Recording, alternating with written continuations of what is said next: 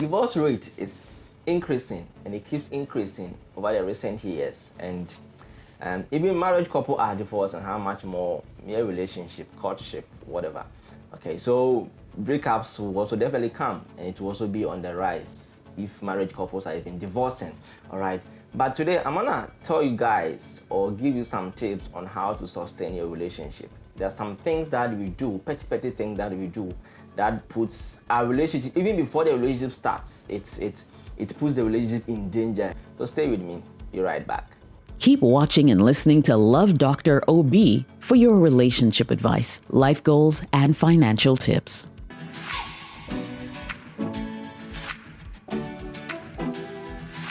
Alright, welcome back, guys. My name is Brido Obi. You can call me Love Dr. Obi on all social media handles. You can actually find me over there. If you're new on my channel, don't hesitate to subscribe to this channel. Also, don't forget to hit the notification bell as well. An indication that whenever there's a new video, you actually get it before anyone else. That's it. Alright, thank you for passing by today. Now, on how to sustain your relationship, the first thing that you've got to do is that you've got to know what you want. You've got to know what you want before going in for it. Okay, sometimes the attraction and affection, the chemistry that we think we have with people propels us to, go ahead and propose to them or date them. And some men in their entire life, they know they want this kind of ladies. They know they want this shape. They know they want this character. They know they want this kind of attitude, behavior. But sometimes when they experience a chemistry, they tend to forget about all these things that they've been yearning for all this while. Okay, and so that moment, that short moment where maybe a lady gave them a look, a lady gave them an assistant, a lady spoke to them in a way that they felt that was love or whatever, sometimes lust even pushes them to go and then date the person. It is never going to be sustainable, all right, because that is not what you've been wanting, and that temporal moment that you experience with the person is not going to be able to sustain you guys in the relationship. Definitely you will still go back to what you really want, especially when the person does something that you do not really like, and you remember that, hey, me, I didn't even like this kind of person, hey, I didn't like this kind of person, I wasn't into this kind of person, and the relationship will just die off. So what I'm telling you is that just know what you want before going in for it. Don't just settle for anything because of the temporal chemistry or the affection or the moment that happened just to propose the person or just to want to be in the relationship with the person. Know what you want before going in for it. And now the second thing I'm going to talk about is that to sustain your relationship, you've got to give 100% commitment to the relationship. You know, I get it. I've heard a lot of people bring a lot of philosophies and advices out there that you're supposed to give a percentage of your heart to the man. You're not supposed to give 100% because people can deceive you, because people can do that. Listen, if you go into a relationship with that kind of mindset, the person might also be coming with that mindset. So assuming we all get rid of that mindset, come with our 100% each, we're going to just have a successful relationship. Because if you are want to be wise, thinking about bringing in maybe 70% of all your commitment level in case you are able to even measure it, and then the other person also think, hey, let me go in 50% because of my past relationship, because of this, because women are that, because men are that, then we are all coming together. Okay, we all have things holding us back, and so we are not able to give out our best to sustain the relationship. Because there are some things that sometimes you've got to go the extreme to even do for your partner. You wouldn't go, you will hesitate doing it because you are not giving everything. You think you are giving so much, all right? So for a relationship to be successful or to be able to sustain your relationship, the parties should understand that we are going in 100%. Okay, it is just a process of studying each other. But you have to go in 100%. If it doesn't work out, just come out 100%.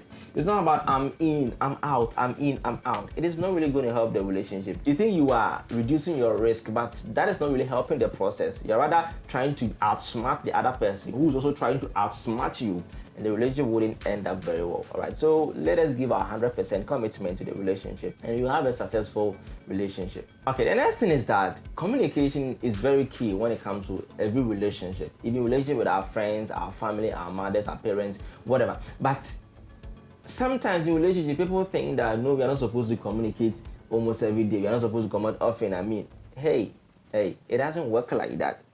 When you want to sustain your relationship, you want to keep your relationship, you should keep engaging each other almost every day. Communication doesn't mean that you should be calling the person every day. Sometimes it might sound annoying or irritating, but there are so many ways of communicating: calling, texting. is also good, okay? And so you shouldn't always be using one way of communicating to the other person. And you're supposed to communicate with the person more frequently, all right? It is very, very important for the relationship, okay? For sustainability or to sustain the relationship, it is very, very important. Okay, so people say that for me, I just need my space, I just need my dad. Yes, you need your space, but if you really want to sustain the relationship, communicate with the person regularly, almost every day. You should hear from the person. That shows you care for the person, that shows you value the relationship. Because the moment we are not communicating with each other, one way or the other, we are distancing ourselves from each other. And so imagine if we keep distancing ourselves from each other for a longer period of time, the relationship will be dying off, all right? So that is one thing that we all got to take note of, that communicate regularly or keep the communication in good shape. Okay, one important thing is that whenever you are in a relationship and you want to sustain it, you should close all other options. I realized one thing growing up, and that is that when you have options, so many options, you don't tend to stay committed to whatever you want to do. Okay, especially when you have plan B, you don't stay committed to the plan A because you know that at least I have a backup over there. And so as much as you can, try to close all other options. There are some ladies who say that, you know, the number of men who are out there looking for me, the number of men who are out there wanting me. The guys who say that there are so many ladies out there. Because they think they have options, they don't want to stay committed to the relationship. Because sometimes when there are arguments and you're supposed to just let go of your ego to go and apologize to the person, you won't do it. Why? Because you have other options. But before you realize, you will let the good people live your life, and then you end up with the wrong person who is going to maltreat you, all right? So whenever we are in a relationship, let us try to cut all options that we have, all right? I mean, cut all options, okay? Don't leave any plan B for yourself, for any partner or whatever. Be with a plan A. If it doesn't work, it is okay. You can just start another plan, which is also going to be plan A. But if you have plan B, a backup, you don't stay committed to the plan A, all right? So take note of that. If you just do that, you just sustain your relationship. It's going to work for you. Also, one important thing is that always be slow to get angry, but be quick to apologize. I know I see a lot of ladies who say that, for me, I have anger issues. For me, I get angry often. For me, I'm that. I have a quick temper. Hey, if there's some behavior or if there's an attitude in you that is not really good, you know it. Just work it on yourself. Okay, just work it out. See a counselor, see somebody to help you get rid of that thing, because you yourself, you know that attitude, that anger is not really good. And so you don't expect someone to take you for who you are. And you hear them saying that, for me, I want a man who will take me as I am. Hey, for the inception, they might say, yes, I want you like that, but going forward, they will not be able to keep you. And that will break the relationship. So you will not be able to sustain the relationship. And so if you have anger issues, just work on it. And so in a relationship, be very slow to get angry. Don't just get angry. I mean, we are humans, we make mistakes. And also be quick to apologize. When there's an argument, be the first to take the blame and then apologize. All right? Sometimes the other person may not really be able to understand the situation, but just get rid of your ego, apologize first. Then later on, when you both calm down, you settle your differences, all right? It's very, very important if you want to sustain your relationship. And the last thing I'm going to talk to you about is that you should avoid pushing blame to the other.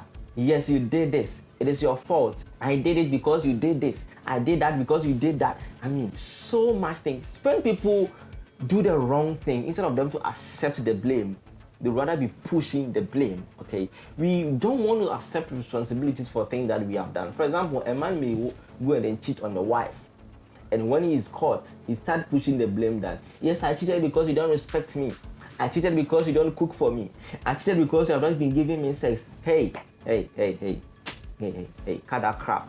Cut that crap. I mean, just learn to accept responsibilities. Do not push blames on people. If you are weak enough not to control yourself, to settle your issue with the person before you be moving on with the other stuff, you don't have to blame the person for your irresponsible behavior or something. No, don't push blame.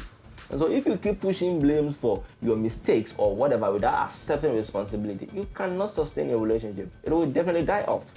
All right? So let us learn how to, avoid pushing blame on people for our irresponsible action, for our mistakes, for our weakness or whatever. It is really going to help us sustain the relationship. All right?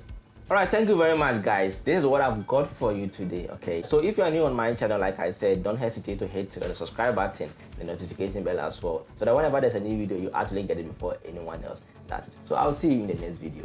Stay blessed.